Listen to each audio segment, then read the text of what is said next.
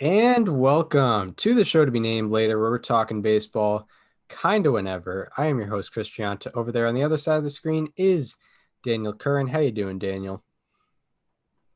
I'm a little emotional, Chris. This is the last time you will ever be saying and welcome to the show to be named later.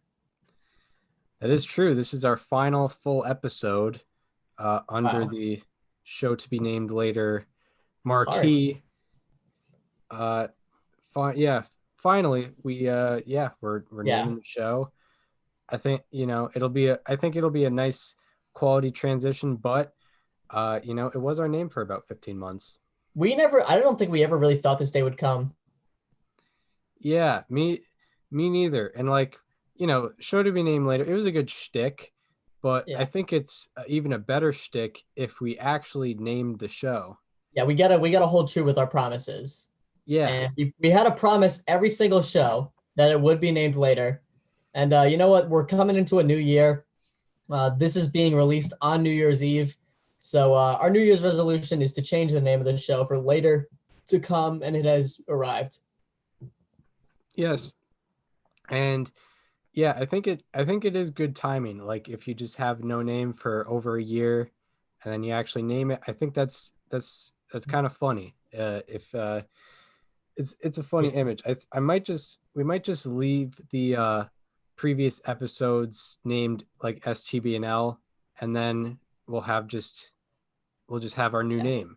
So It's like the live ball era and the dead ball era. We're about to escape the dead ball era. yeah, exactly. That's a great reference. Great reference. Tomorrow we're essentially, people are talking about 2021. We're basically coming into 1920. Pretty much. Yeah. We're Yeah. like So 2020. today is December 31st, 1919.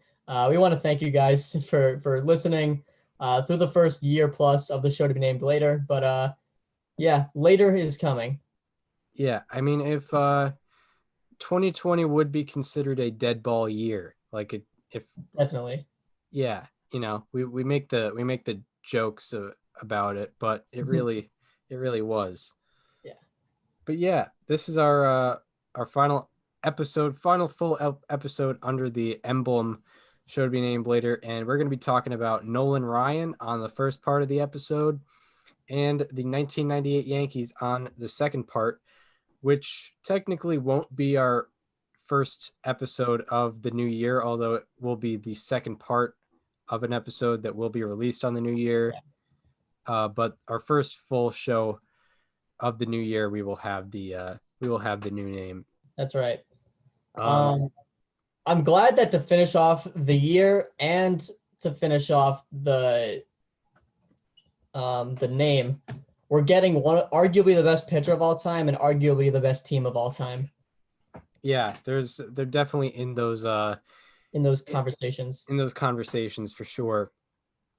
So we got Nolan Yeah. Ryan. Nolan Ryan was born in Refugio, Texas, I believe is how it's pronounced. It could be a silent G, Refugio. So pronounce it however you feel. It could be Refugio, could be Refugio, maybe a silent G there. But he was born there, born in Texas, another Texas, Florida, Texas, California guy. And I feel like most people know he's from Texas. Yeah. Nolan Ryan is also a descendant of John Hancock, who is the first man to sign the Declaration of Independence, possibly the What most a famous signature ever. what a wild like connection here. Yeah, Like that's crazy. yeah. Who would have thought the the first the first signer of the Declaration of Independence and most The strikeouts all-time in strikeout leader. yeah, just a wild connection. Not even yeah, because Nolan Ryan's not in like it's just a baseball player and a guy who signed who's a political guy. And Nolan Hmm. Ryan's it's not like a political dynasty or anything. It's just two famous people for very different reasons.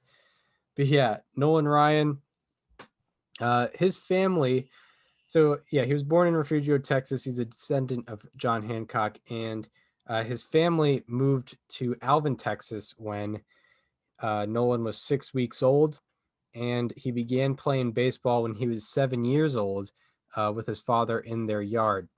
And also, Ryan would deliver newspapers from 1 to 4 a.m. every morning between the ages of 8 and 18. He was one of those kids who had a paper route. We don't really see that. We don't really have that today, really, and especially guys that just get on bikes and deliver papers. But Ryan, by the time he was a junior in high school, he was able to throw a softball over 300 feet, a full football field. And in his junior year, he was averaging 2 strikeouts per inning, and this was attracting major league scouts. And when New York Mets scout Red Murph recalled the first time he saw Nolan Ryan, he said, quote, "The night before, I had seen the two fastest pitchers in the National League at the time, Jim Maloney and Turk Farrell. Nolan Ryan was already faster than both of them by far." So he was already being compared to big leaguers, and in terms of his fastball, was better than big leaguers uh, before he before he even touched a big league mound, before he even touched a professional mound. And Ryan uh, was also able to get some opportunities to look at some major leaguers. So with the MLB expanding into Houston in 1963, which was when Ryan was 16 years old, Ryan could go see the Colt 45s slash Astros games, as they would eventually be called. And most importantly, when the Dodgers came to town, he could watch Sandy Koufax pitch. And he became so Another alum mesmerized with of the Koufax. movie later. Yeah, episode 44, part one of episode 44 alum. And Ryan became so mesmerized with Koufax that he would not speak to his girlfriend during his performances, even though she was there. He was so mesmerized he couldn't really communicate with anybody. And in Ryan's senior year, he pitched 27 of his team's 32 games. He started 20 of them and struck out 211 batters in a high school season. And according to Society of American Baseball Research, here's a quote. It says, quote, "Alvin head coach Jim Watson and the other players on the 65 team described Ryan's senior year performance with the same term, wheel horse. That meant that the horse closest to the wagon who pulls the heaviest share of the load, and Ryan's statistics proved it. On March 25th, 1965, Ryan pitched a 7-inning complete game shutout. The next day, in a doubleheader, he appeared as a reliever in the opener and threw 3 innings, giving up 1 run and striking out 5. In the nightcap, he started the game, pitched 5 innings, gave up 1 hit, and struck out 10 in a 9-2 victory. On April 1 and 3, in the space of 48 hours, Ryan pitched back-to-back complete game victories. Then he kicked it up a notch. Uh, to reach the state playoffs, Ryan pitched a no-hitter against Brenham on June 10th, striking out 12. His inside fastballs caused opposing hitters' bats to break with such frequency that fans complained, genuinely believing his pitches had razor blades attached to them. 5 days later, in the state semifinals, Ryan threw a 2-hit shutout against Snyder, striking out 9. And that's the end of the quote from Society of American Baseball Research. He was pitching any day you asked him. He would be pitching in the span of 48 hours, throwing complete game shutouts, two That's complete game in high shutouts. school baseball in New York State. That's not even allowed. Like if you throw a certain amount of pitches, it's a law that you have to sit for a certain amount of time. So that cannot happen in New York State today. No, neither in Connecticut. They implemented some pitch count rules a few Yeah. years back, and Same I here. understand it, but I mean, it didn't affect Nolan Ryan. He was still able to He throw was, yeah. 5,000 innings in the big leagues. It's pretty crazy, but Ryan was definitely built different. And earlier in that high school season, Ryan cracked the helmet of the first batter he faced. Then he broke the arm of the second batter he faced, which caused the third batter to refuse getting into the box until his coach shamed him into going up to the plate, where that man would just watch three strikes go by, Ryan seemingly settling in and throwing three fastballs right down the middle, easiest strikeout of his life, presumably. And during that season, also, the mitt of the catcher developed a tear, which turned into a pretty sizable hole, which was from Nolan Ryan's fastball. And the catcher's offensive performance dropped considerably his senior year because it became hard to grip the bat after catching Nolan Ryan. And when Nolan Ryan started on May 20th, he came in with his strength a bit depleted, as his coach had the team run endless wind sprints the day before because of the team's lack of concentration during practice. And he did not perform as well on this day, May 20th, or throw as hard as he normally did because of this, which was very unfortunate because Red Murph, who was the Mets scout who had been following Nolan Ryan, that scout brought the Mets scouting director to that game, just to kind of show off Nolan Ryan. And it was just weeks leading up to the first MLB draft ever. And this game dropped his draft stock considerably because he did not seem as amazing as he actually was because of his depleted strength. And ultimately, Nolan Ryan was selected in the 12th round with the 295th overall pick in the 1965 MLB draft, which transitioned him into his professional career after a legendary high school career. Nolan Ryan could have just had just ultimate glory after high school, but then he decided to pitch in the big leagues, and he started out mostly in the minors. In 1965, he had a 4.35 ERA, not great run prevention, but his strikeout numbers were pretty incredible. 11.3 strikeouts per nine. Mind you, this is 1965, where you're not actually supposed to strike out 11.3 strikeouts per nine. This was in 120 innings of rookie ball. And then in 1966, he was even more impressive, a 2.36 ERA, 2.36, and 13.7 Ks per nine in 202 innings between high A and double A. And this success led him to being called up to the Mets in 1966, where he made his major league debut on September 11th of that year at the age of 19 years and 223 days old. He struck out the first batter he faced and then struck out another STBNL history alum, Eddie Matthews, looking two batters later.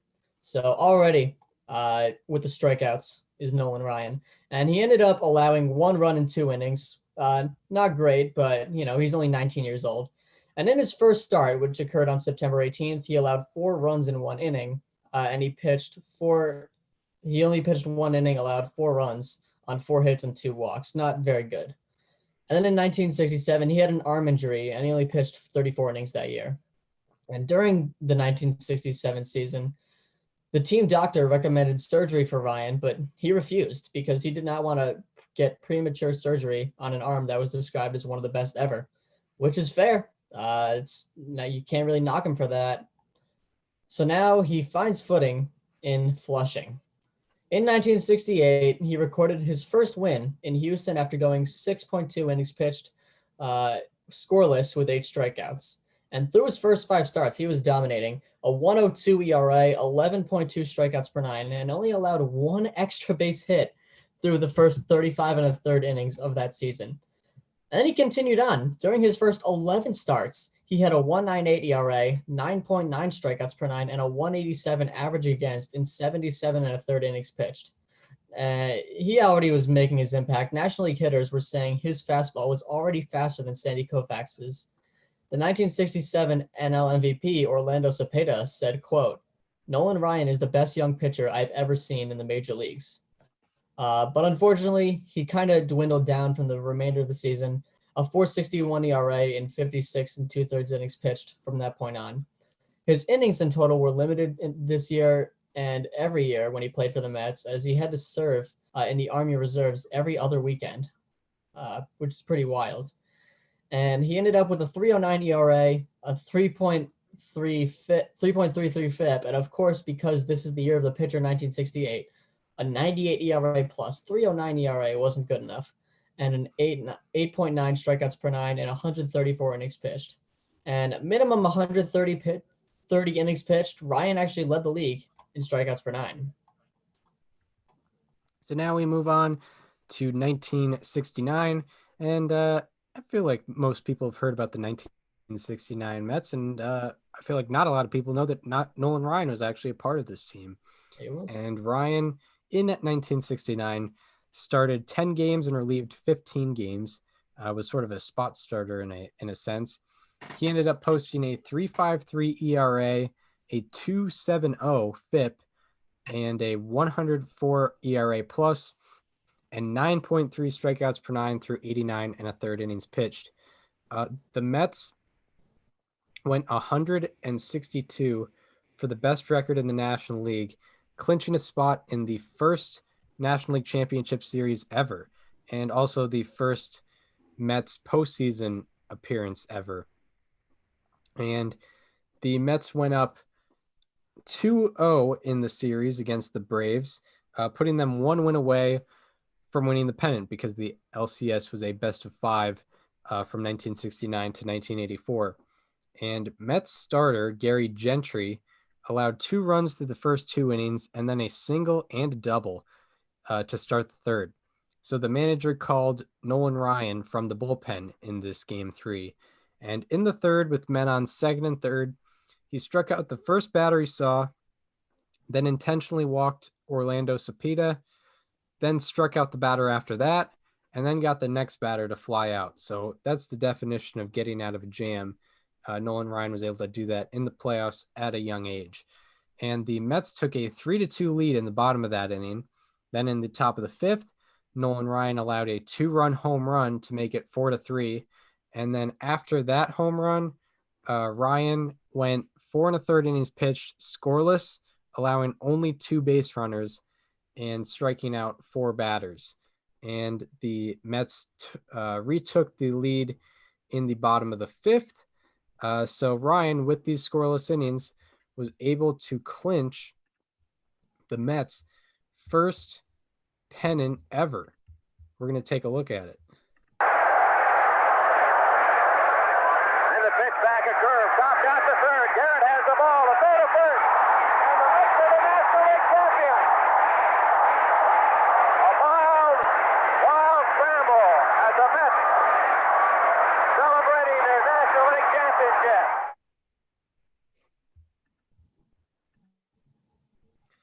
So Nolan Ryan has a gutsy performance, throwing 7 innings pitched, 2 runs allowed to close out the game ultimately and earn the victory. And in game 3 of the World Series, Gary Gentry had a much better performance than he did in game 3 of the NLCS. He went 6 2/3 scoreless and then loaded the bases in the 7th. So then Nolan Ryan was called on again in this game 3 to hold off the Orioles. Ryan will be here in a moment. There's a break in the action here at Shea Stadium, New York. The count is 0-2. And it is a fly ball. It'll be tough to get to. A.G. is going, and A.G. makes a diving catch. He's out.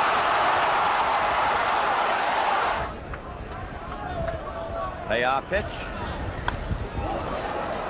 Deep left field, and it is Cleon Jones at the wall, and A.G. makes the catch. A.G. and Jones both there, and A.G. took the fly ball at the wall. He was out of there on strikes. Payoff pitch. Struck him out with a fastball. Struck second strikeout for Ryan. Nolan Ryan working in relief of Gary Gentry, who is the pitcher of record. A high fly ball to short right field. Rod Gasper's there. One away. Tommy Agee's performance here at Shea Stadium today will go down in World Series record books as one of those great days that fans remember. That's a drive to right. Gasper right there. This will be a two-strike delivery. In there for a call, strike three. Struck him out with a breaking pitch. Struck him out with the curveball, and the New York Mets win the ball game. Gary Gentry gets the win, and the Mets go up 2-1 over the Orioles.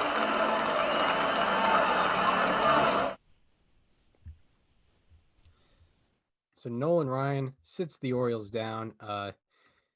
Hope you're watching the videos with us, because that last curveball is the definition of knee buckling. Guy thought a fastball was coming straight for his head, and it ended up dropping into the zone. Ryan ended up going 2 1/3 innings pitched, allowing 1 hit, 2 walks, and striking out 3, earning the save. And the Mets won that series in 5 games, which made Nolan Ryan a World Series champion early in his career. Not a bad way to start out, but now we go into a new decade in 1970. Not as eventful for Nolan Ryan personally, especially because the Mets weren't in the playoffs, but nonetheless very good. He started 19 games and also relieved in 8. Overall, he posted a 3.42 ERA, a 4.03 FIP, 118 ERA plus, 8.5 strikeouts per 9. But this is the issue: 6.6 walks per 9. The walk numbers got to go down in 131 2/3 innings pitched, and he allowed a 180 batting average against with runners in scoring position. So was able to get out of jams pretty efficiently. So now we move on to 1971. In his first 15 appearances, 13 of which were starts, he posted a 2.07 ERA and in 100 innings pitched. However, in his final 15 appearances, also of which he started 13, he put up a 7.62 ERA, 10 walks per 9, and a 451 OBP against in 52 innings, and the Mets went 2-13 in those games. Overall, he had a 3.97 ERA, a 3.92 FIP, 86 ERA plus, and 6.9 walks per 9 in 152 innings pitched. And with him being out of place in the Mets rotation, which seemed to be full at the time, his Army reserve schedule, and not getting the full, instruction from the Mets pitching coach, Ryan kind of had a falling out with the Mets, and he told his wife that if the Mets didn't trade him after the 1971 season, that he was going to quit baseball because he just couldn't do both anymore. But he would get his wish. On December 10th, 1971, he was traded with 3 other players to the California Angels for Jim Fregosi, Jim Fregosi, and he ended up getting 526 plate appearances with the Mets, and Ryan ended up facing 9,178 batters with the Angels. So I think it's pretty apparent who won that trade. Yeah, exactly. So now we head into a very incredible 3-year stretch from Nolan Ryan, 1972 to 1974. He's having some historic games for sure, and also some historic seasons. And Nolan Ryan's Army Reserves duty was complete at this point, so he was fully committed to playing baseball. Now he would be able to start every 4th or 5th day. And the pitching coach for the Angels helped Nolan Ryan change his delivery and develop a sharp breaking curveball. And here's a quote from Society of American Baseball Research once again.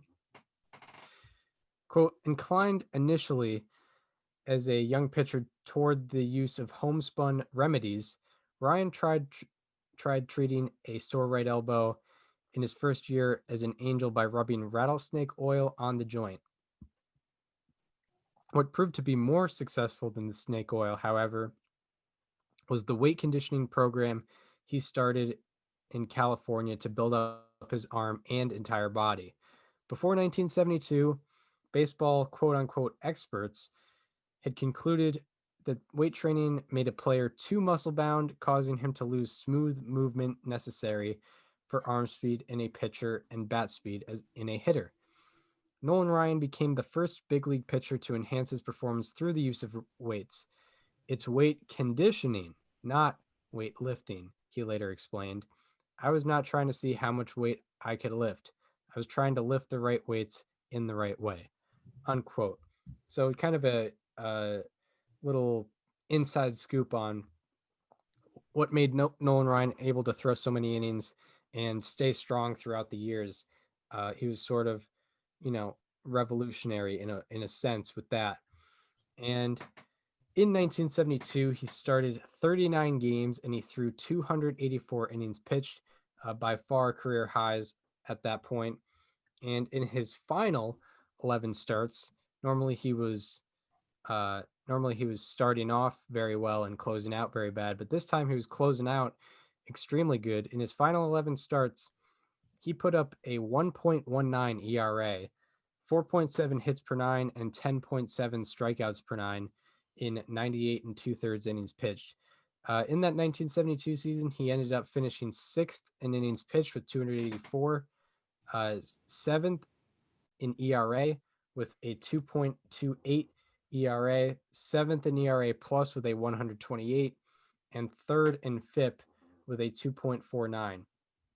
He also led the league in shutouts with 9, hits per 9 with 5.3, strikeouts with 329, and strikeouts per 9 with 10.4.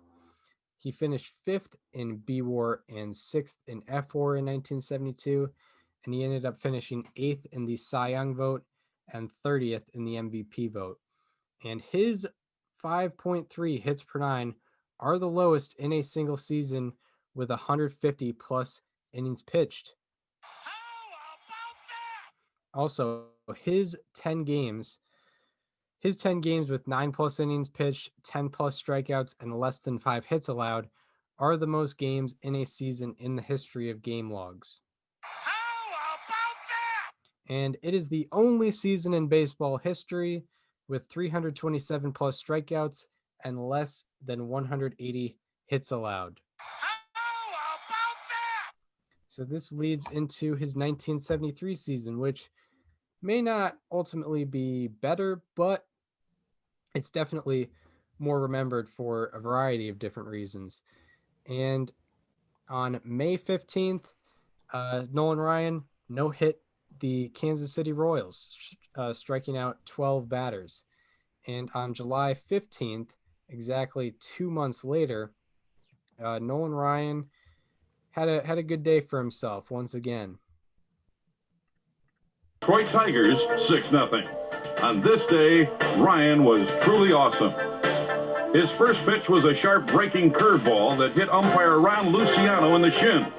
When Nolan has this kind of stuff, the batters are simply overmatched. He struck him out looking. He struck him out swinging. He fanned him with a heat. He got him with a curve. It was no contest as Nolan Ryan rang up 17 strikeouts. Nolan was so overpowering that Norm Cash came to the plate in the ninth with a table leg instead of a bat. Umpire Luciano made Cash use a real bat, but table leg or Louisville slugger, it made no difference as Cash went down to end the game. Also a record time strikeout performance. Here it comes. He pops it up. A tough play. No hitter for Nolan Ryan. Of all the no-hitters, I think that one by far was the most dominating. I had probably the best curveball and command of my fastball in that game, more so than, say, any of the others. As the year progressed. So Nolan Ryan puts together an amazing no-hitter for his second career no-hitter. Had 17 strikeouts, and his 17 strikeouts are tied for the most in a no-hitter. And he is the only man to have multiple 12-plus strikeout no-hitters in the same season. How about that?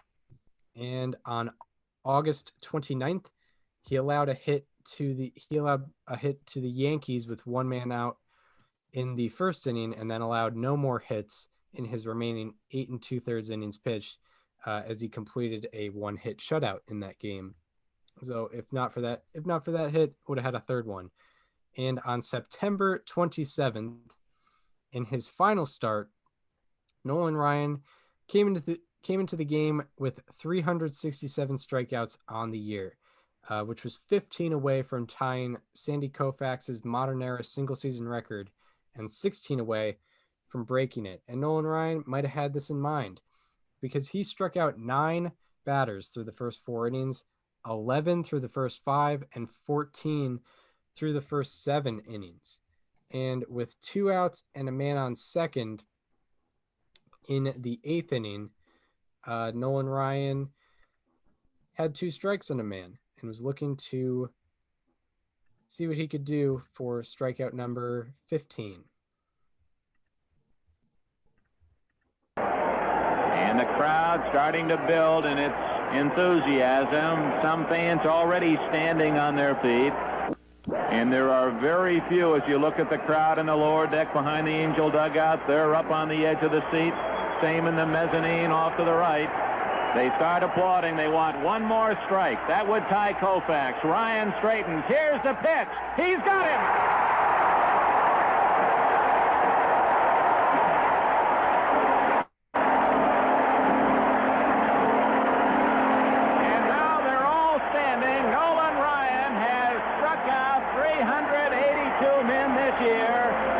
Koufax, 1965. Nolan Ryan, 1973.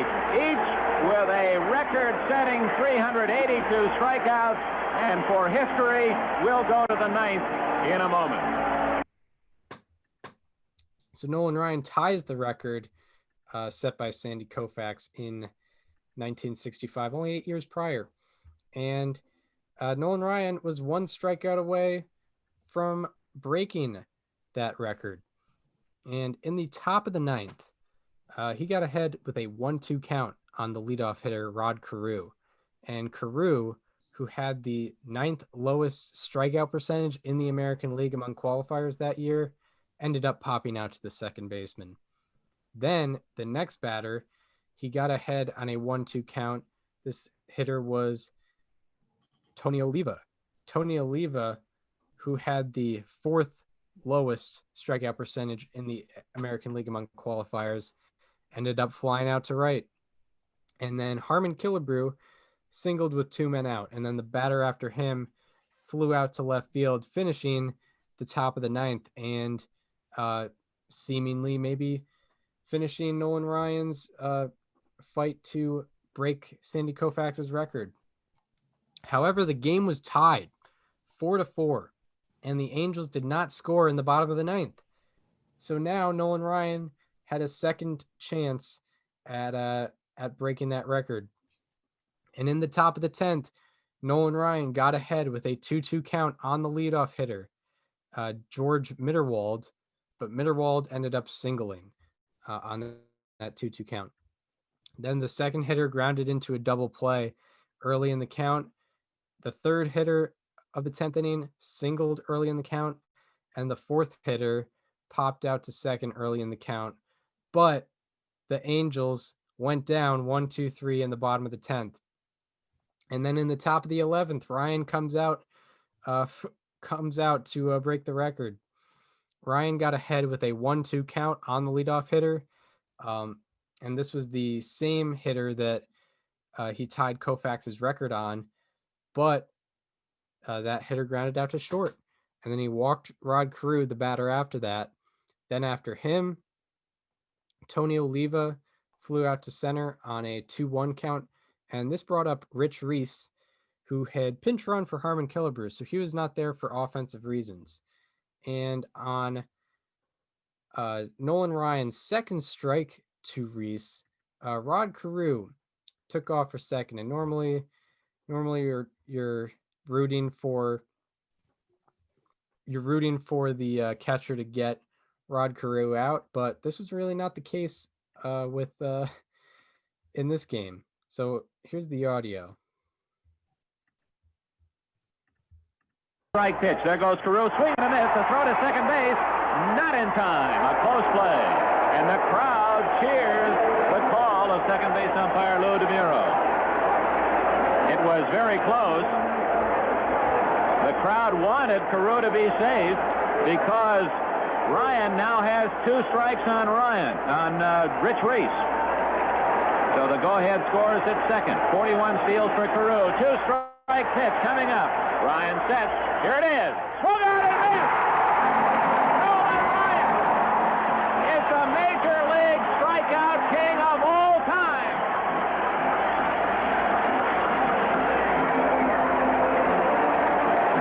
He walks off the mound. His teammates come over to greet him one by one. The crowd standing and cheering. Ryan strikes out Rich Reese 383 strikeouts in his 1973 season. And ladies and gentlemen, we have seen one of the finest young men to ever wear a baseball uniform record one of the most incredible records in Major League history. 383 for Nolan Ryan.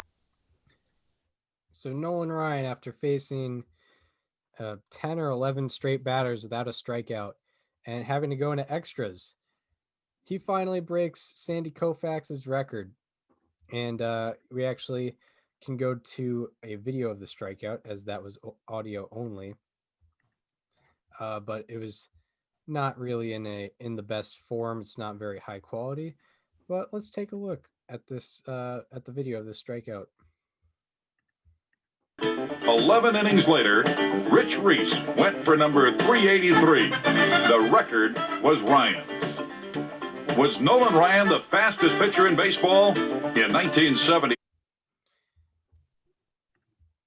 So there it is. There's the record breaker. And he remains the record holder of the modern era single season strikeout record with 383 strikeouts. And that game was also his 20th 10 strikeout game, which remains a single season record. How about that? And the Angels walked it off in the bottom of the 11th, which gave Nolan Ryan the win on top of it all. And in the 1973 season, he ended up finishing third in innings pitched with 326, eighth in WHIP with a 1.23, sixth in strikeout to walk ratio with 2.4, second in FIP with 2.49, fourth in ERA with 2.87, and sixth in ERA plus with a 123. And what also should be noted is he broke the strikeout record in the first year of the DH. So he really earned this one. He was not facing any pitchers in this 1973 season. And he led the league in strikeouts, obviously, with 383, and he led the league in strikeouts per nine with 10.6. And he finished fourth in the league in B WAR and second in the league in F WAR. And he finished second in the Cy Young vote and 17th in the MVP vote. And it is the only season in baseball history with 300 plus innings and 10.5 plus strikeouts per nine. How about that? And his 1972 and 1973 seasons are the only seasons in the live ball era by a pitcher before their age 27 season with more than 325 strikeouts. How about that? Some incredible years there for Ryan, but now we got to move on to 1974. On June 14th, he threw a 13-inning game where he struck out 19 batters and walked 10 in a win over the Red Sox. Unfortunately, we don't have access to what his pitch count was, but I mean, one can only imagine. I mean, over under 150. I'd take the over. 150. I was thinking 250. Yeah, I mean, I don't know. Like a lot of the non-strikeouts are probably like one pitch at bats. The non-strikeouts are walks. I don't know. I would disagree. Back then, though, like 19 strikeouts, 10 walks. I feel like a lot of guys got deep into counts anyway.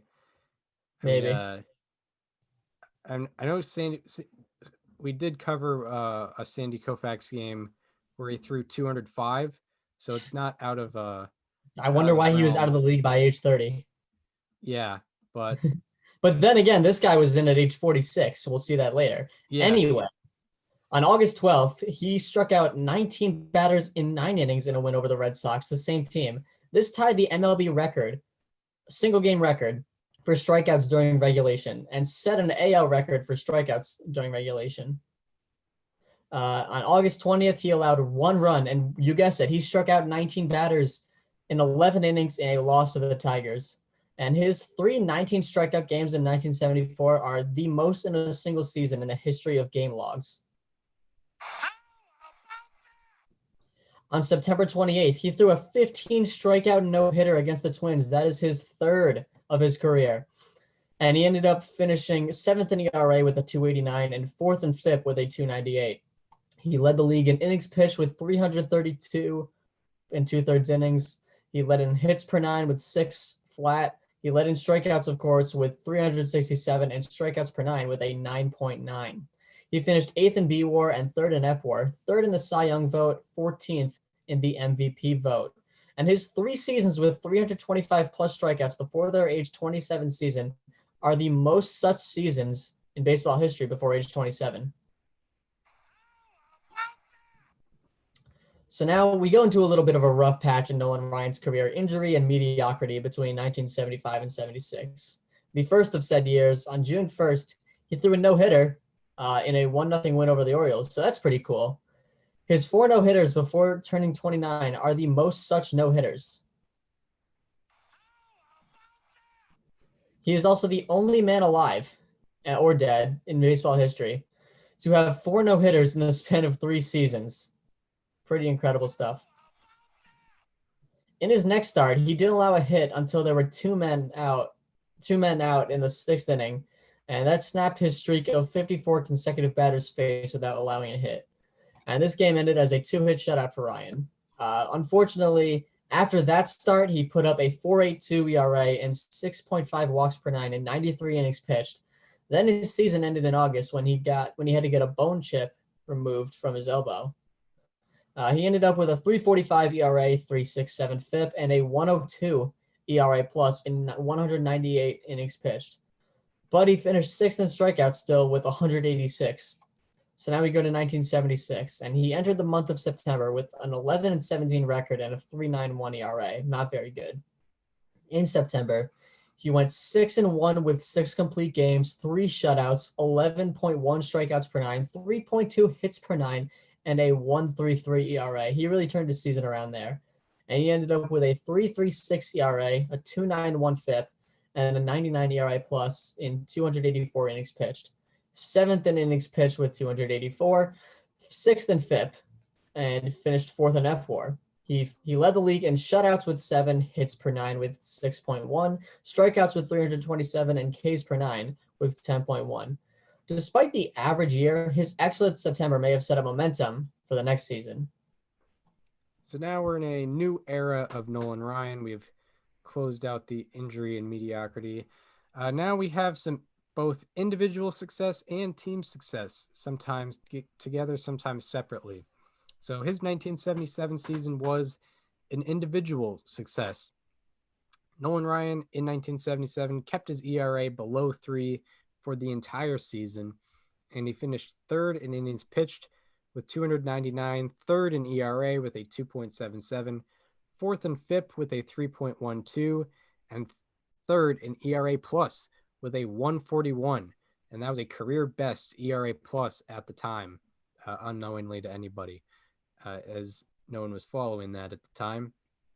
And also in 1977, he led the league in complete games with 22, home runs per 9 with only 0.4 home runs per 9, hits per 9 once again with 6.0, strikeouts with 341, and strikeouts per 9 with 10.3. And he ended up finishing 2nd in both B WAR and F WAR, and he finished 3rd in the Cy Young and 24th in the MVP vote.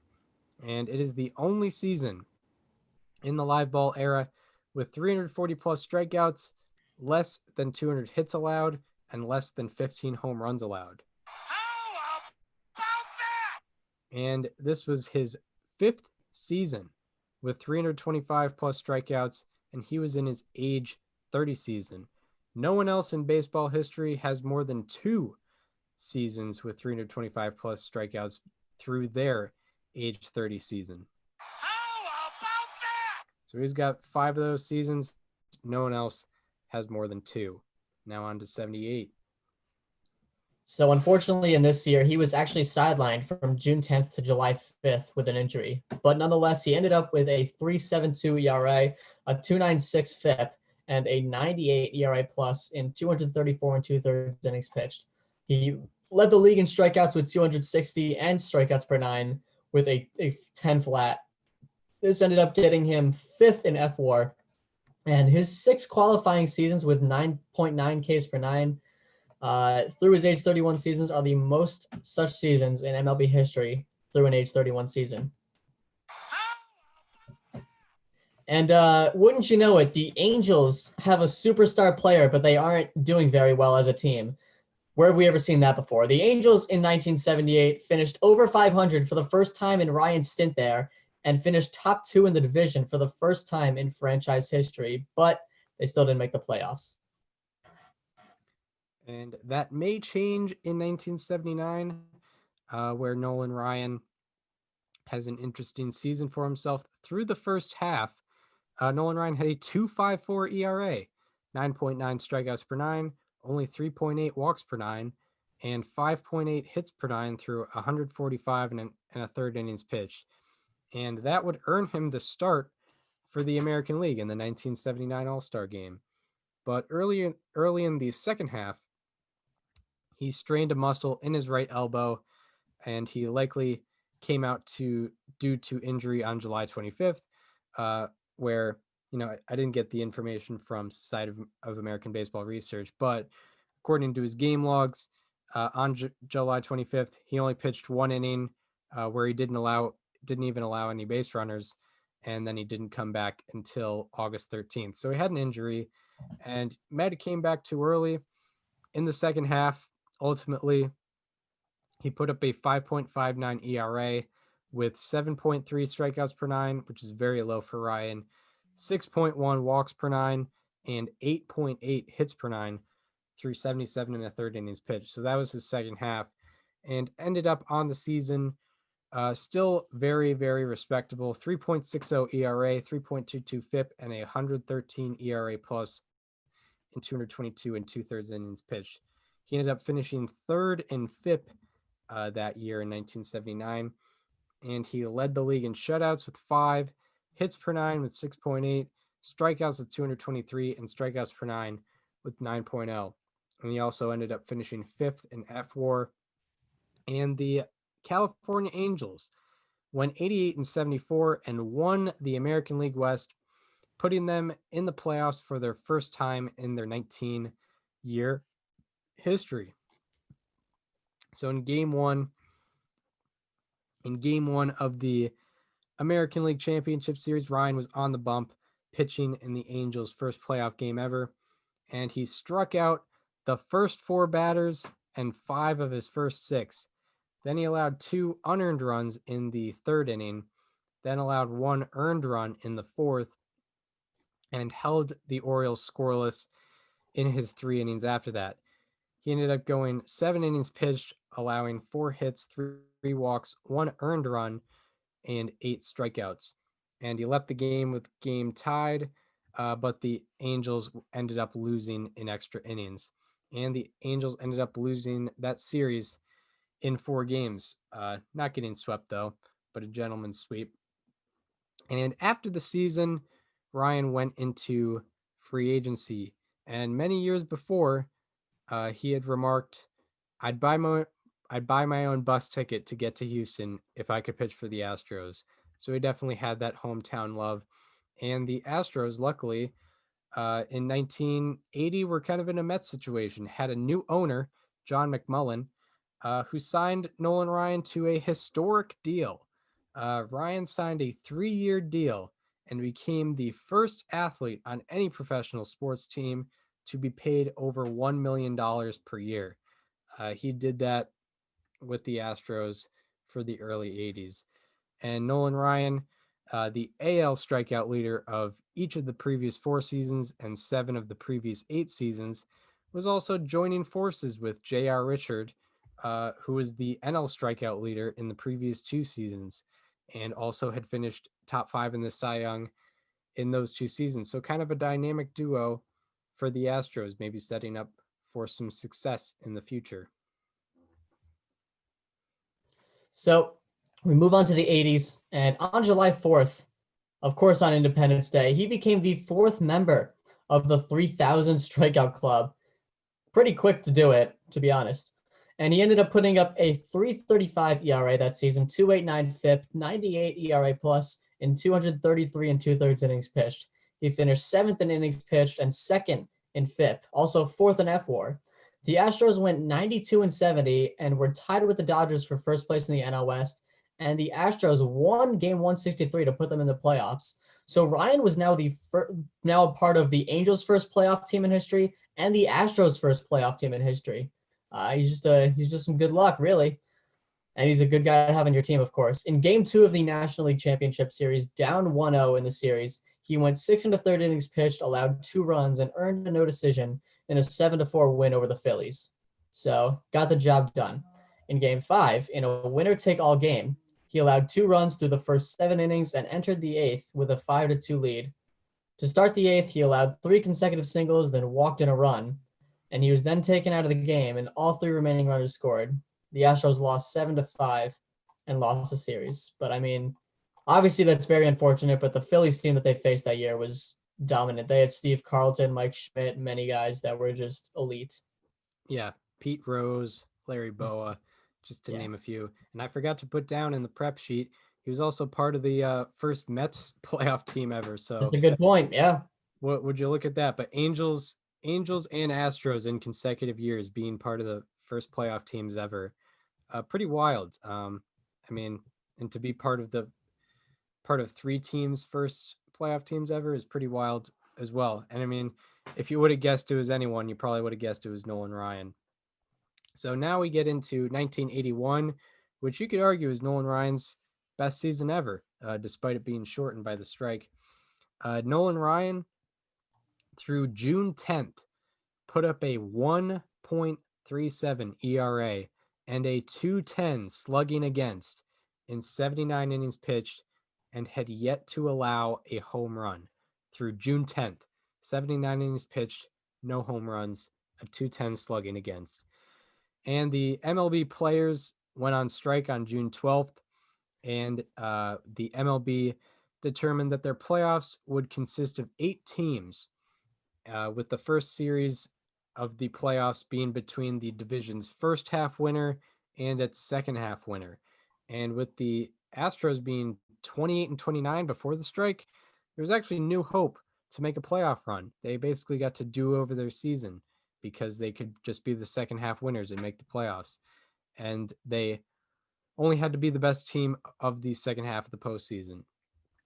So in the second half, Nolan Ryan was still excellent, pushing the Astros towards a playoff spot.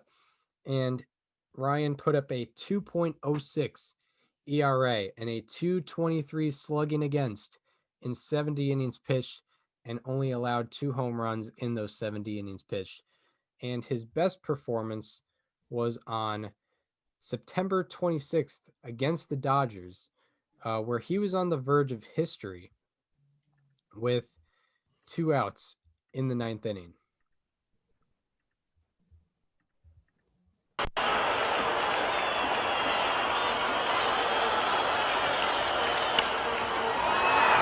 This may be it.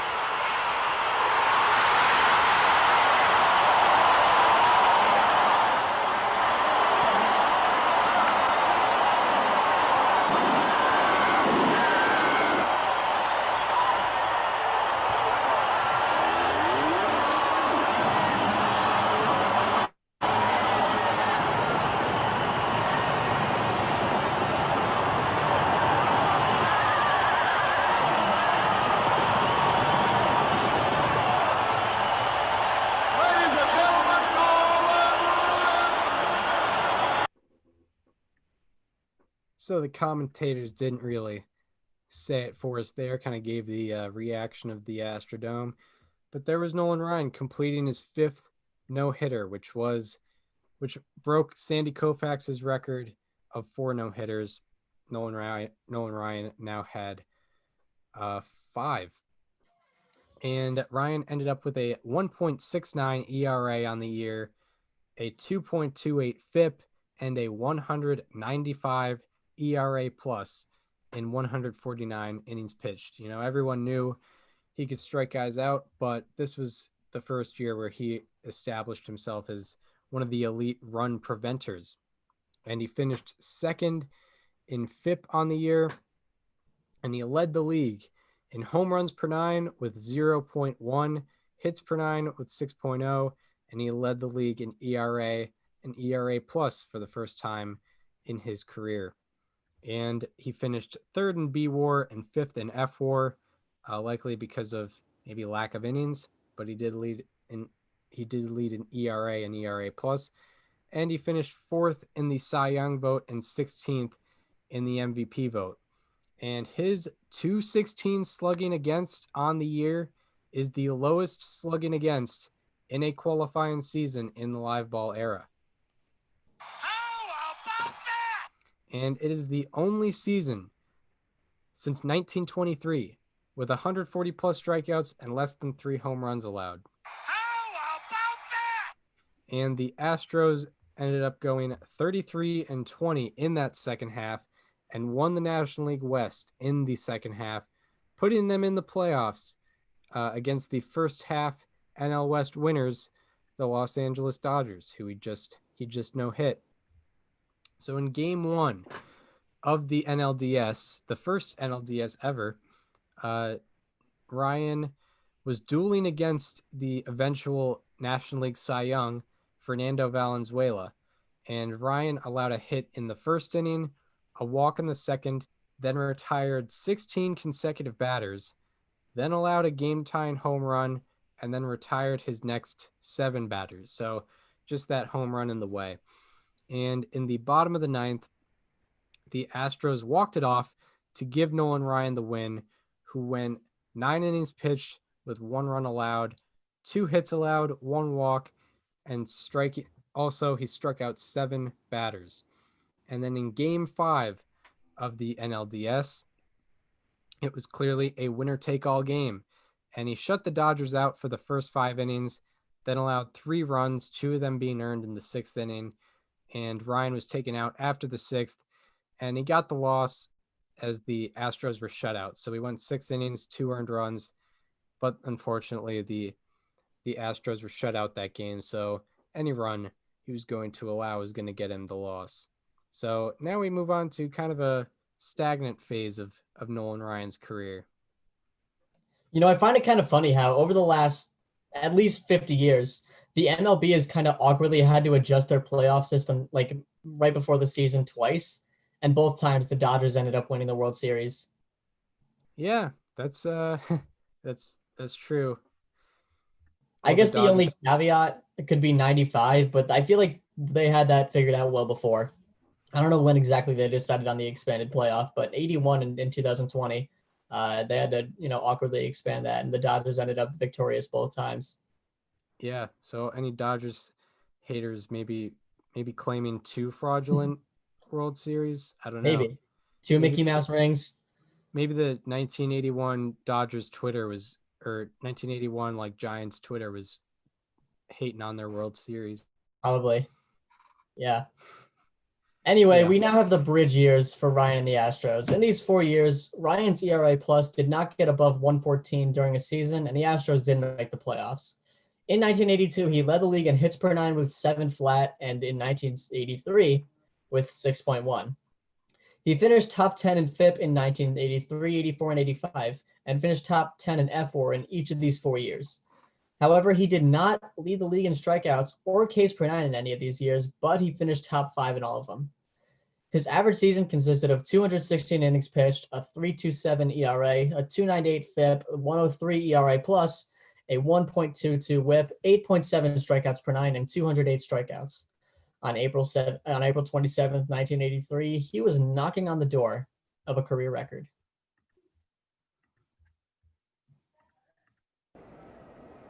Here it is. He strikes him out. Second time Blackwell has struck out, and that's the 4th strikeout of the afternoon for Ryan, and he has tied the all-time strikeout mark in the major leagues. Number 3,508. Ryan is being congratulated by his teammates around the infield. And the fans here give him a standing ovation. So Ryan has just reached the tying mark. 3,508. All on the tip of the cap. Number 3,000 was Chief Geronimo. The 1-2 pitch, strike three call on Mills, and there's the record breaker. So Ryan strikes out Tim Blackwell to catch Walter Johnson, and he strikes out Brad Mills to own that record all by himself. 3,509 strikeouts for Nolan Ryan. Blackwell and Mills, the strikeout victims, to tie it and break it here in the bottom of the 8th in Montreal. Here's another look at the record-breaking strikeout.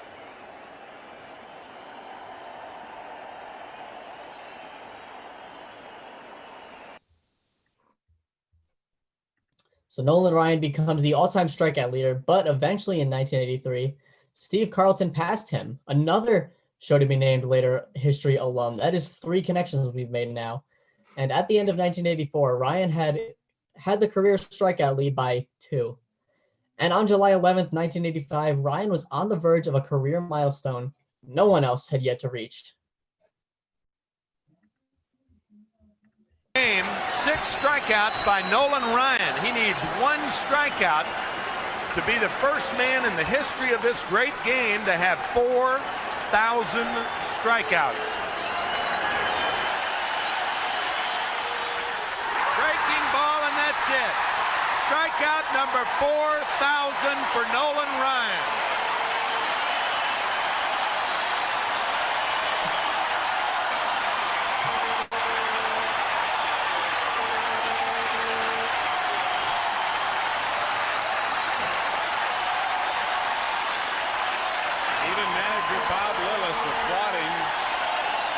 What has to be one of the greatest feats in the history of this great game. Nolan struck out his first batter on September 1st or September 11th of 1966 for the New York Mets. And here he strikes out Danny Heap of the New York Mets for his 4,000th career. And the commissioner, Peter Ueberroth, is here to see it. So Nolan Ryan now with 4,000 career strikeouts, incredible milestone. And now we move on to 1986, where he goes back to the playoffs. And he put up a 3.34 ERA, a 3.06 FIP, and a 107 ERA plus in 178 innings pitched. He finished 7th in FIP and 5th in WHIP with a 1.13. The Astros went 96-66 and won the National League National League West, by a 10-game margin. And the LCS became a best of 7 in 1985. So this was obviously, they had to win more. In game 2 of the NLCS, down 1-0 against the New York Mets, he threw 3 perfect innings to start the game, but then allowed 5 runs in the 4th and 5th. And he ended up with 5 earned runs in 5 innings pitched. He got the loss in a 5-1 deficit to the Mets. In game 5 of the NLCS, with the series tied, he retired his first 13 batters, with 8 of them being strikeouts, and then allowed a game-tying solo home run, then retired the last 6 batters, allowing a single and a walk in the 7th, then retiring his last 6. He ended up with 9 innings pitched, 2 hits allowed, 1 walk, 1 run, and 12 strikeouts, but got no decision as the game went to extras, so not his fault he didn't get the win. The Astros lost the game and then lost the series in the next game. Ryan remains the only pitcher to have multiple games in the postseason with 9 innings pitched and less than 3 hits allowed. So now we move on to 1987, where the team steps back, but Nolan Ryan takes some steps forward. In 1987, Ryan finished 9th in innings pitched with 211 and 2/3 innings pitched. He also finished 3rd in WHIP with a 1.13, and he led the league in hits per 9 once again with 6.5, strikeouts with 270, strikeouts per 9 with 11.5, a career high for him. Strikeout to walk ratio with a 3.1, FIP with a 2.47, ERA with a 2.76, and ERA plus with a 142. Nolan Ryan not only getting the strikeouts, but also leading the league in earned run prevention. And he finished 5th in B WAR, and he led the league in F WAR. But unfortunately, with only an average of 3.3 runs scored for him per game on the other side of the baseball, Nolan Ryan in this season, where he led the league in ERA, ERA plus, FIP, strikeouts, hits per 9, in this year, he went 8-16 record wise. Couldn't win the games, unfortunately. Ryan allowed 4+ earned runs 3 times, and he got the loss in each of these games, so didn't get the benefit of the doubt there. He had a 1-4 record when allowing exactly 3 earned runs. He had a 1-5 record when allowing exactly 2 earned runs. So even when he's doing very well, a 1-5 record when doing that. And he had a 2-4 record when allowing exactly 1 earned run. And because of this lack of luck and bad record, he finished 5th in the Cy Young vote and became the first pitcher in Major League history to lead the league in ERA and strikeouts and not win the Cy Young. And it is the only season in the live ball era with 200+ innings pitched, a FIP of less than 2.5 and less than 9 wins. And it is the only season in baseball history with less than 9 wins and 250+ strikeouts. It is also the only season in baseball history with more than 211 innings, an ERA plus of 140 or better, and less than 9 wins. And also his 11.5 strikeouts per 9 are the most in a qualifying season by a player in their age 40 season or older. How about that? That's right. He's leading the league in ERA, ERA plus, strikeouts, all that. And he's 40 at the time. And he's not even close to being done.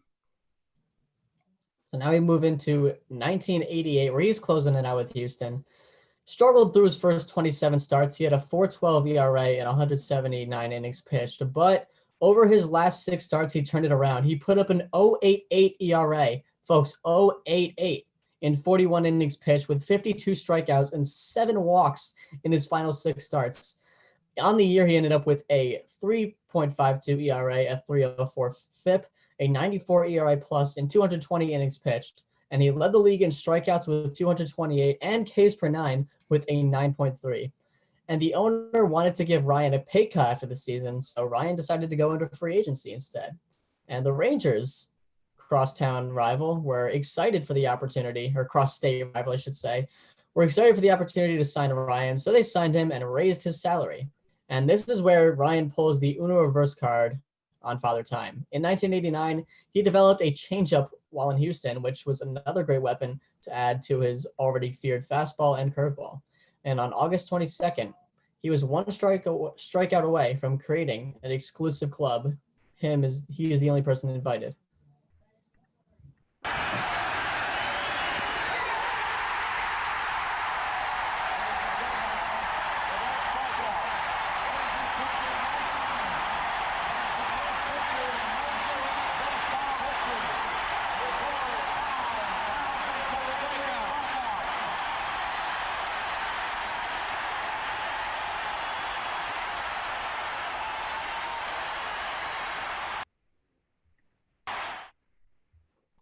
So that was strikeout number 5,000, I believe. I couldn't really hear the audio. Is that correct? Yeah, 5,000 career strikeouts.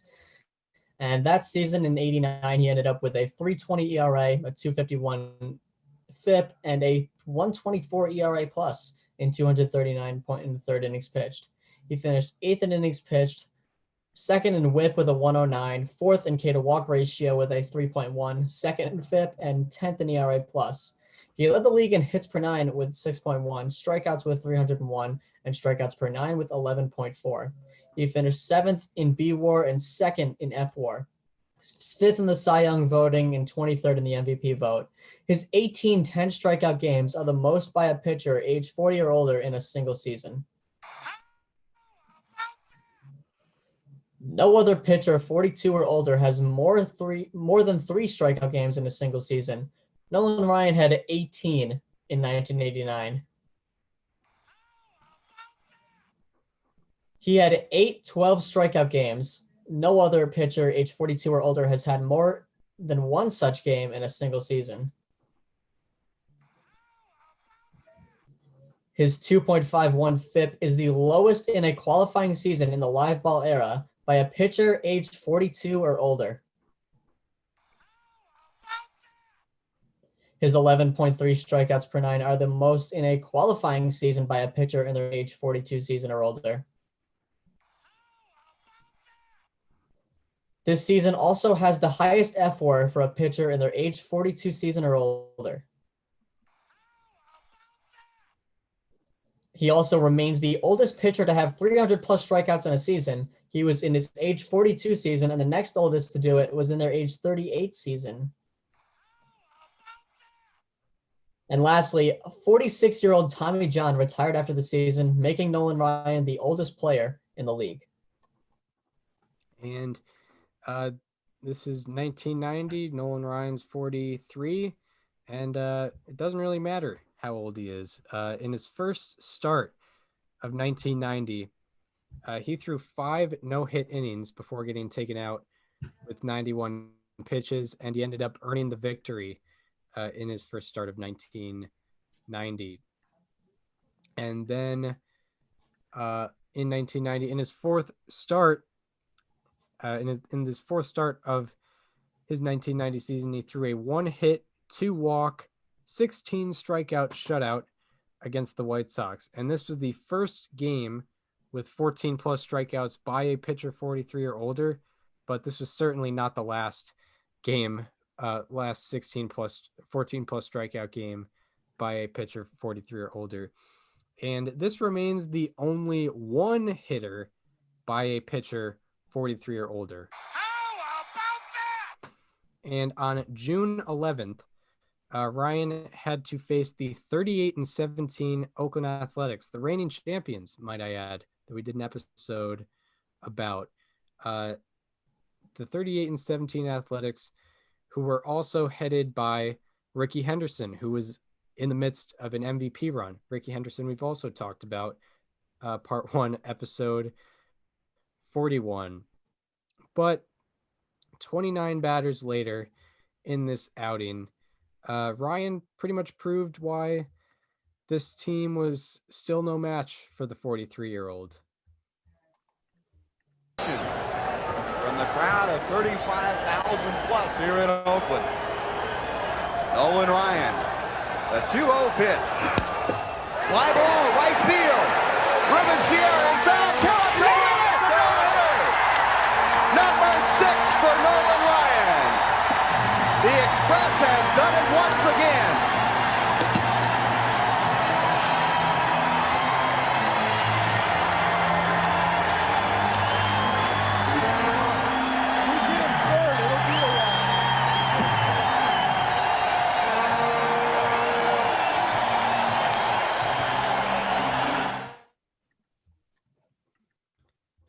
So Nolan Ryan gets no-hitter number 6 against the best team of the American League in the late 80s, early 90s. This was the first no-hitter by a pitcher for 42 or older. No, the first one, not the last one.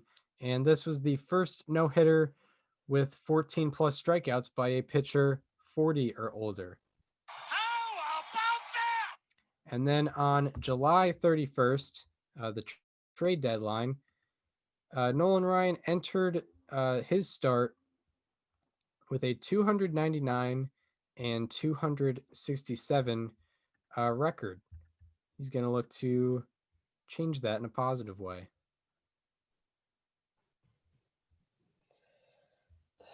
Well, 10-4 on the year with a 401 earned run average in his 19th appearance of the season. Excellent numbers.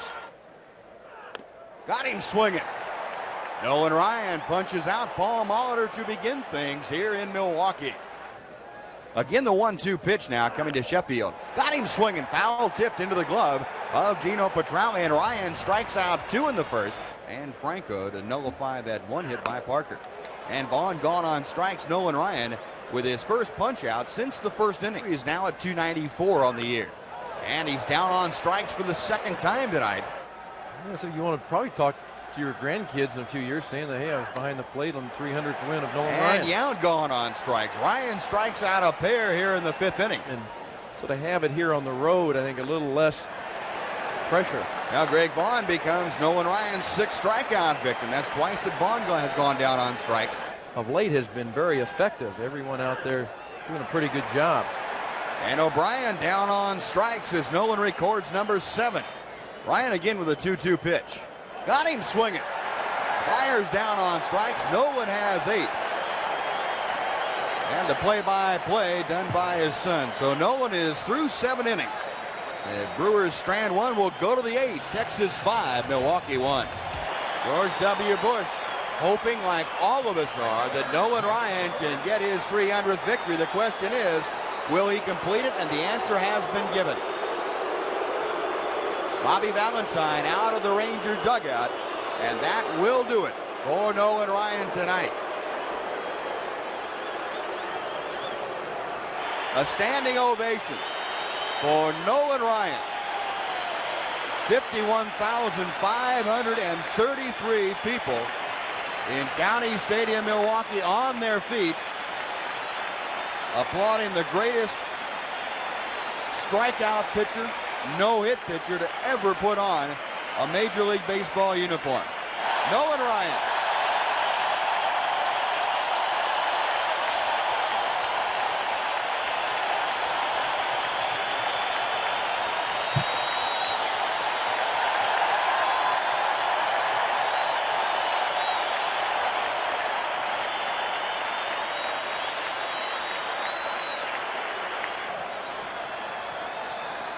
Arnsberg's pitch, fly ball, center field. This should do it. Pettis makes the catch, and Nolan Ryan and the Rangers are victorious. Nolan Ryan, his 300th career victory, and you can charge up the bus for Cooperstown. Nolan Ryan officially has had his ticket validated.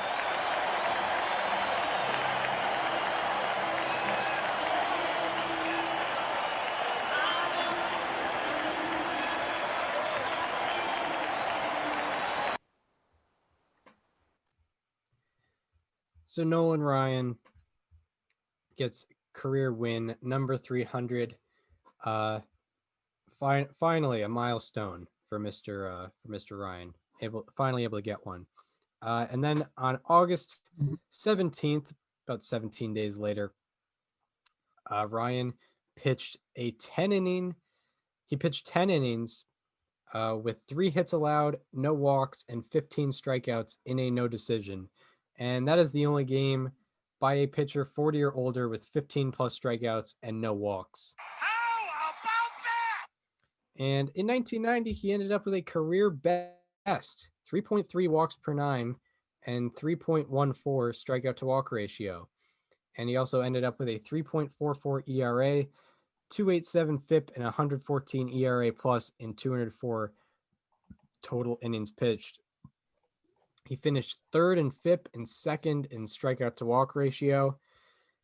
And he led the league in hits per 9 with 6.0, whip with 1.03, strikeouts with 232, and strikeouts per 9 with 10.2. And he finished 3rd in the league in FWAR and finished 25th in the MVP vote. And in 1987, 1988, 1989, and 1990, he continuously reset the record for oldest pitcher to lead his league in strikeouts. And then also in 1990, every single year for 4 straight years, he was resetting that record. And also in 1990, he had 8 games with 10 plus strikeouts. No other pitcher 43 or older has had more than 3 in a single season. And also his 232 strikeouts in 1990 are the most by a pitcher in a single season in their age 43 season or older.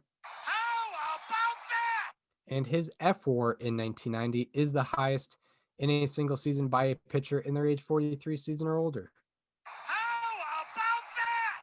It is also the only season by a pitcher in their age 43 season or older with 200 plus innings pitched and a FIP of less than 3. And it is the only season by a pitcher in their age 43 season or older with 200 plus innings pitched and a WHIP of less than 1.05. And it is the only season by a pitcher in their age 43 season or older with 200 plus innings and 10 plus strikeouts per 9. I just want to add, one of the people that struck out in his 300th win game was Paul Molitor. That is the 5th separate player that we've done that Nolan Ryan has a connection with. I think it's the best thing I've seen here is that we've made connections with Sandy Koufax and Ricky Henderson in the same show with Nolan Ryan. Yeah. Henderson and Molitor like both started at the same time. Or like I mean, Nolan Ryan's first year was Koufax last year. Yeah, his first year was Koufax's last. 66. Yeah. So anyway, we go on to 1991. In each of his first 5 starts, he struck out 9 plus batters. Those 5 starts took place in the Rangers' first 20 games, and no one else, 44 or older, has more than 2 games with 9 plus strikeouts in their team's first 20 games. In that 5th start, Ryan had to face the Blue Jays, who were the future 1991 AL East champions. They had a lineup featuring Devon White, Roberto Alomar, John Olerud, and Joe Carter. 29 batters later, sure enough, the 44-year-old showed why this team was no match for him. That's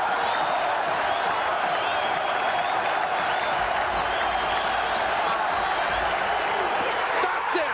Number 7 is in the books. The remarkable Ryan has done it again.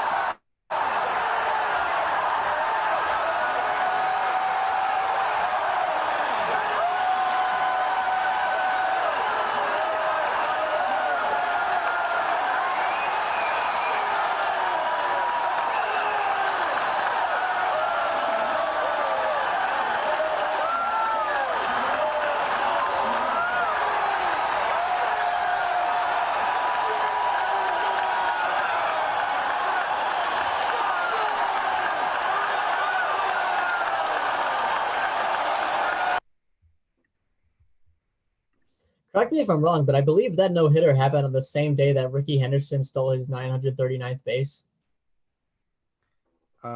This May 1st. May 1st, 1991. Yeah. Yep. I think so. Yes, it was. I'm 100% sure it was. Those happened on the same day, which is pretty incredible. Nolan Ryan ended up with 2 walks and 16 strikeouts in the no-hitter, and it remains the only game by a pitcher age 44 or older with 15 plus strikeouts. How about that? His 101 game score remains the highest by a pitcher 44 or older in a single game.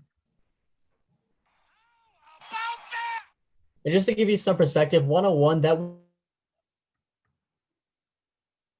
led the league in 2020. There was no single start that had a better game score than 101. I think Lucas Giolito had a 99, and that was the best that there was to offer in the shortened season. This was the 4th career no-hitter with 14 plus strikeouts. No one else has more than 1 such no-hitter. On July 7th, he took a no-hitter into the 8th, but ended up going 8 1/3 innings pitched, allowing 2 hits and walking 1 batter while striking out 14. And his 92 game score in that game remains the 2nd highest by a pitcher 44 or older in a single regulation game, of course, second to his own. And that game and the no-hitter from earlier in the season are the only 2 games by a pitcher 44 or older with 14 plus strikeouts. And yeah, I looked at our Ricky Henderson prep sheet. Yeah, same exact day. I knew it. Same exact day. Look at that. May 1st, 1991. Remember Pretty good that. guy. Ricky Henderson broke the stolen I base remember mark. that because I was at the Hall of Fame with my dad a couple of years ago, and in the Hall of Fame they have like this big like projector. They have like these 3 or 4 projectors where you can go through these highlights of every decade, and there's like a date listed for every one. And I noticed Ricky Henderson's, and it goes chronological order. So Ricky Henderson's 939th steal and Nolan Ryan's 7th no hitter were just listed on the same date. Yeah, like Henderson breaks the record, and then later that night, Yeah, Ryan big gets night for his the American 7th League no-hitter. West. Yeah, a lot going on there. Yeah, that's One pretty of them wild. was actually like anticipated, which is funny. Yeah, that's what I love about no hitters and perfect games is like You never I know. remember like if you watch highlights of like Dallas Braden's perfect game, it's like a quarter filled stadium. No one's really anticipating anything, and then 27 batters later, it's just, a historic moment. Exactly. Like it's Yeah, just it's completely right. It can happen on a Saturday night game with a full house. It can happen on a Wednesday afternoon travel game. You never know. yeah, it could happen in a World Series game. It could Yeah. happen on, a Sunday afternoon in May. Yeah. And Nolan Ryan, back to Nolan Ryan in 1991, which was pretty spectacular, especially considering his age. He ended up with a 2.91 ERA and a 2.75 FIP and a 140 ERA plus in 173 innings pitched. He's 40%. That means he's 40% above average in his age 44 season. Pretty incredible. And he finished 5th in ERA, 2nd in FIP, and 6th in ERA plus in 1991. Also finished 3rd in strikeouts with 203. He also led the league in hits per 9 with 5.3. 5.3, that's right. Whip with 1.01. Strikeouts per 9 with 10.6. And he finished 6th in B WAR and 7th in F WAR. And it is the only season by a pitcher in their age 44 season or older with 200 plus strikeouts. And his hits per 9, whip, FIP, and ERA plus are all single season bests in a qualifying season for a pitcher in their age 44 season or older. And he had 5.3 hits per 9, as noted earlier, in 1991. 5.3 hits per 9. No other pitcher in their age 44 season or older has had less than 8 hits per 9 in a qualifying season. And his 5.3 hits per 9 remained the 6th lowest in a qualifying season all time, and 4th lowest if you take out the 60-game 2020 season. If we did this show in the first half, it would have been the 4th lowest in a qualifying season. But 2020 happens, and then crazy 2020 stuff happened. happens. Yeah, I mean, how 2020 is that, Right. Nolan Ryan's records are getting mixed in with Trevor Bauer and Denelson Shane Lamet. Bieber. Oh, that's those two. Okay. Oh, we're talking National League, are we? Oh no, wait, never mind.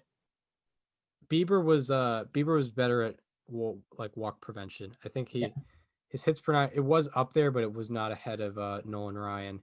Sure. Most people were not able to do that. And Ryan in 1991 had the only qualifying season in baseball history. This is not an age statistic. It's the only qualifying season in baseball history with 200 plus strikeouts and less than 105 hits. How about that? So the strikeouts and the hit prevention never really been seen before like that in that 1991 season.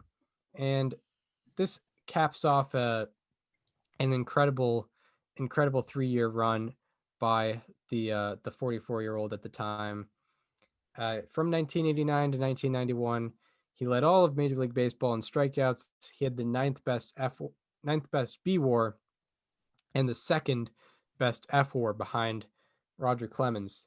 So now we move on to, he's riding into the sunset but the sun sets pretty late. It's like the summer solstice. Yeah, You know, this it's the is latest. not the sunset was the sun was supposed to go down like 6 years ago, Yeah, but it's yeah. still up for some reason.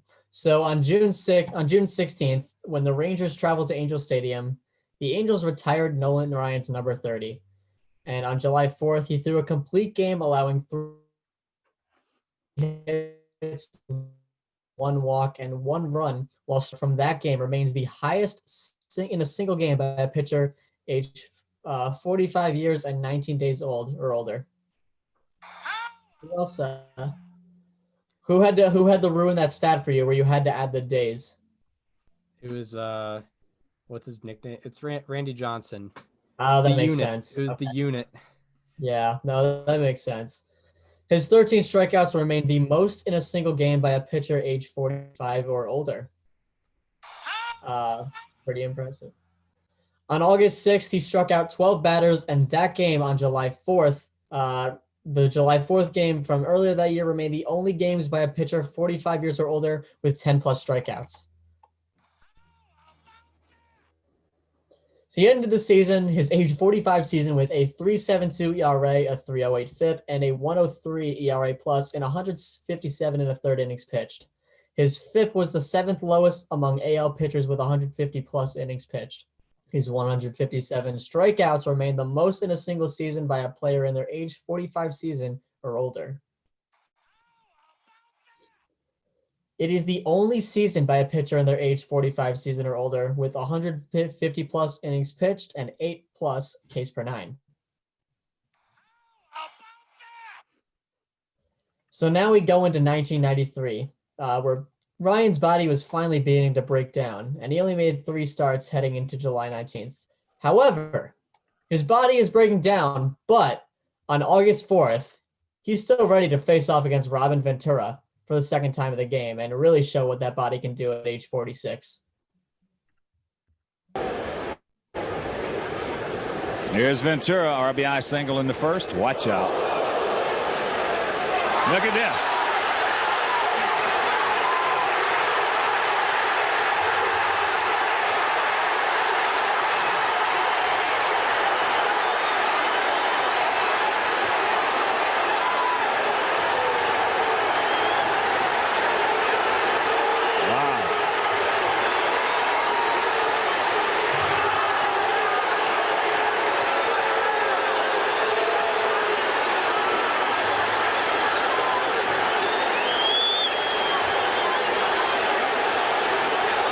Robin took exception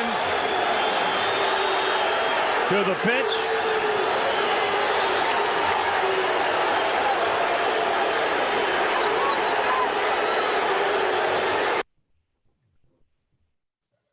I gotta give credit to Robin Ventura for having the guts to show his face in public after that day, because not only did he keep playing baseball, but he actually became a manager later on. Because first of all, if you're charging a 46-year-old, that's pretty low of you.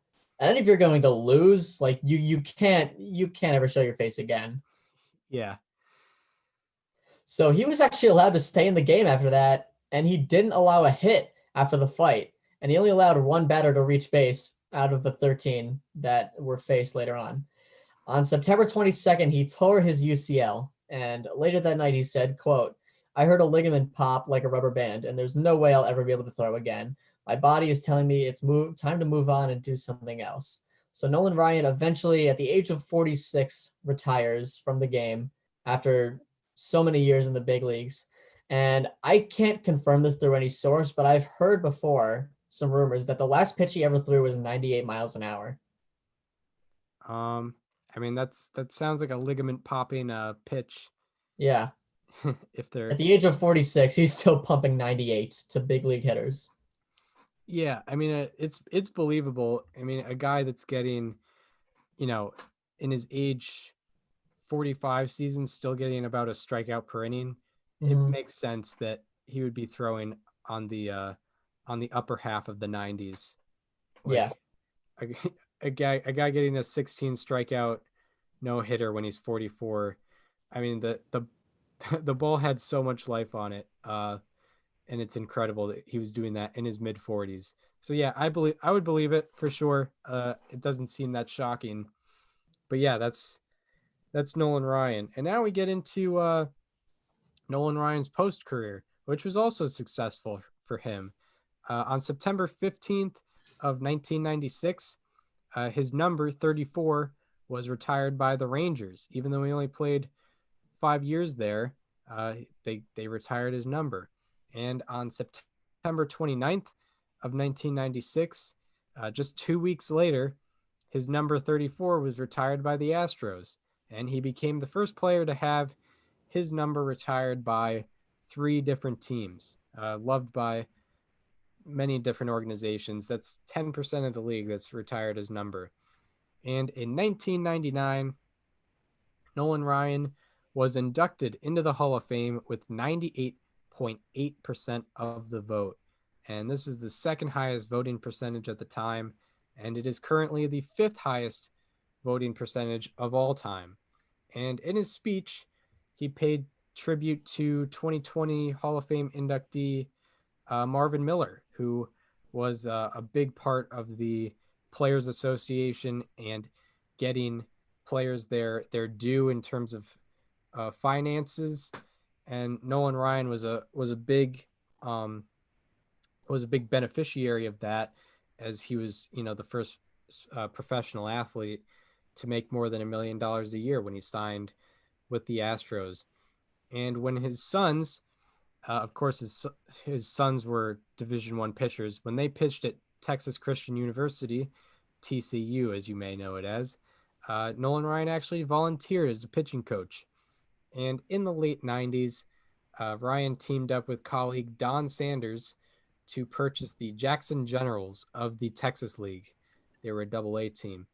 And this ownership group, the Ryan Sanders ownership group, tried to bring the team to Austin, Texas, but when that was rejected by the city, they decided to bring the team to Round Rock, Texas, and name the team the Round Rock Express, after Nolan Ryan's nickname, the Ryan Express. And this team, the Round Rock Express, shattered league attendance records. And before 2005, with this success, the Ryan Sanders ownership group bought the AAA Edmonton Trappers from the Pacific Coast League. Then they decided to move the Round Rock team to Corpus Christi and move the Edmonton team into the Round Rock Stadium.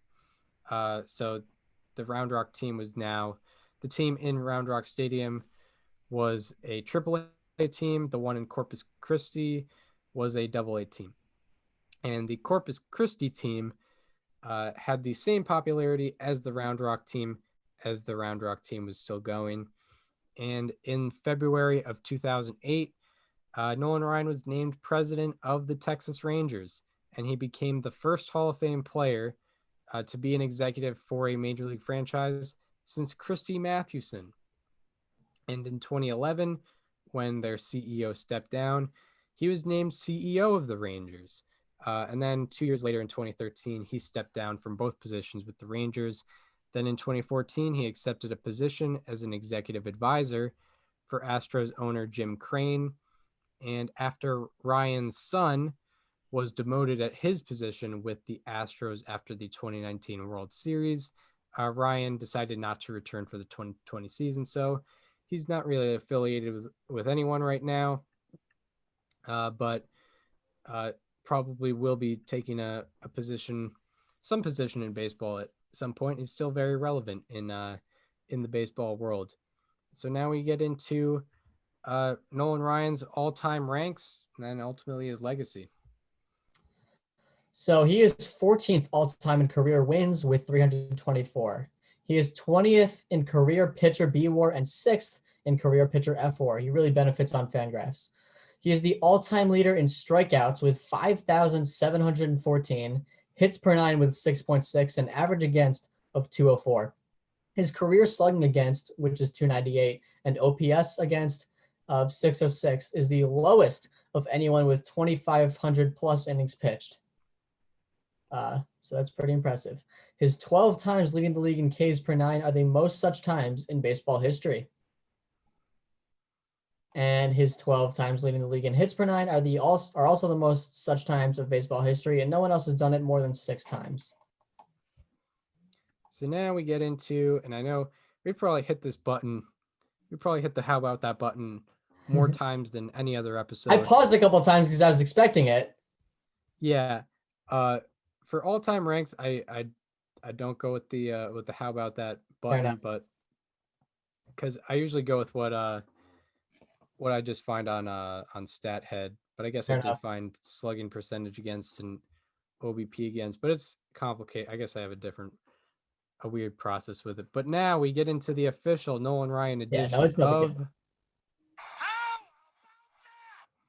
So, Nolan Ryan, first of all, we should say, he struck out 6 different father-son duos. He struck out the Willses, the Schofields, the Griffeys, the Franconas, the Alomars, and the Bonses. 6 different father-son duos. Wild. That's incredible. That's what. Did you find that through somewhere else or through your own research? That was research from your own. Or no. That's no.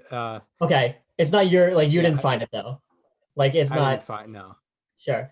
This was information provided.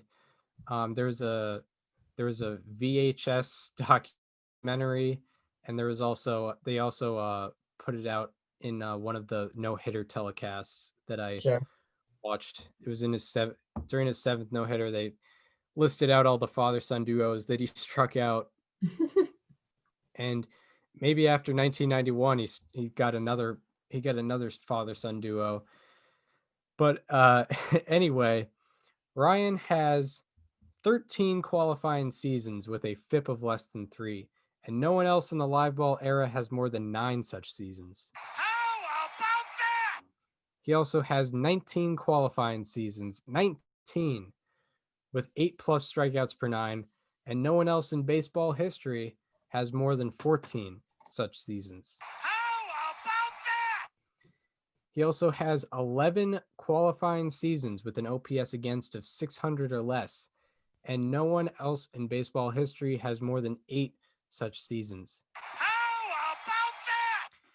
And he also has 11 qualifying seasons with an average against of 200 or less. 11 qualifying seasons. No one else in baseball history has more than 4 such seasons. How about that? Ryan also has 5 seasons with 280+ innings pitched and 9.8+ strikeouts per 9. There's only one such season in baseball history done by anyone else, and Nolan Ryan has 5 of those seasons. How about that? Ryan also has 35 career games with 10+ strikeouts and less than 3 hits allowed.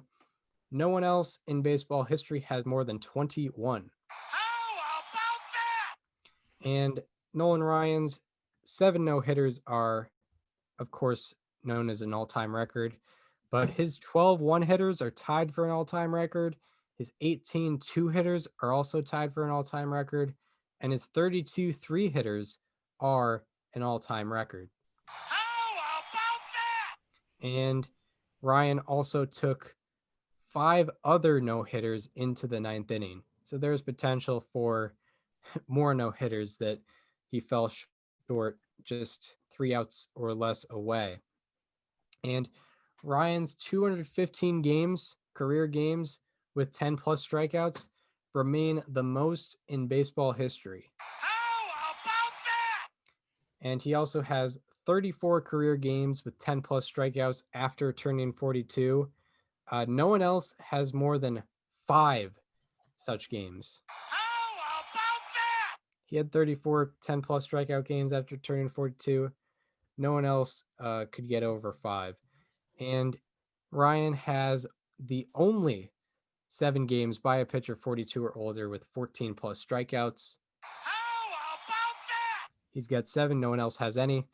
And not only does he have the only 2 no-hitters by a pitcher 42 or older, he has the only 3 one-hitters by a pitcher 42 or older. How about that? And career-wise, he is the only pitcher in the live ball era with 4,000 plus innings pitched and a FIP of less than 3. How about that?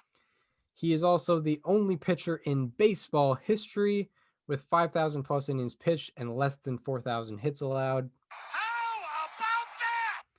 And Ryan is also the only pitcher in baseball history with 4,500 plus innings pitched and more than 1 strikeout per inning. How about that? So now we move on to Nolan Ryan's legacy. What his legacy actually is after all this. What can we make of Nolan Ryan's career? Well, first of all, his career strikeout record probably won't be reached by anyone else for a variety of reasons. First of all, it's hard to get 9.5 strikeouts per 9, but he also threw over 5,000 innings. Yeah, that's happening. No one's going to get to 5,000 innings. I don't think anyone will get to 4,000 innings again. I think Randy Johnson and Roger Clemens might have been the last guys to do it. So therefore reaching 5,715 strikeouts, which would break the record, that'll be very challenging. And I don't know if anyone's ever going to be able to do that. And Ryan's average against record, hits per 9 record, and no hitter record label him the most unhittable pitcher of all time. He may have walked more guys than he would have liked to, but he was definitely the most unhittable of all time with all those records. And the strikeout record also proves that ultimately. And what also should be taken away from Nolan Ryan's career, made a significant impact on 4 different teams. Yeah. He helped win the Mets a World Series. He helped get the Angels to their first playoff appearance ever. He helped get the Astros to their first playoff appearance ever, and he made some big starts in those playoffs. And the reason they didn't win the World Series was never really because of him. And when he went to the Rangers, he was the first big time Ranger, and he had some of his most historic moments ever. And he was impactful enough to get his number retired by them. And also, what I pointed out earlier with Daniel, Nolan Ryan, possibly among all fan bases, all ages, all different ways of life, he's possibly the most universally loved pitcher of all time. I mean, how can you not love Nolan Ryan? He's got the strikeout record. He was doing it into his mid 40s. He was winning fights. He threw 7 no-hitters. He gave a lot of happiness to a lot of people. And, he's, I would say, possibly the most universally loved pitcher of all time, I would say. That's a perfect point you made there. You kind of said it exactly how I wanted. I mean, pick your reason for loving Nolan Ryan. Do you want to do it because he had 5,000 strikeouts? Do you want to do it because he pitched until he was 46? Do you want to love him because he beat the crap out of Robin Ventura? There's so many options, and none of them are the wrong answer. Yeah, exactly. Like, I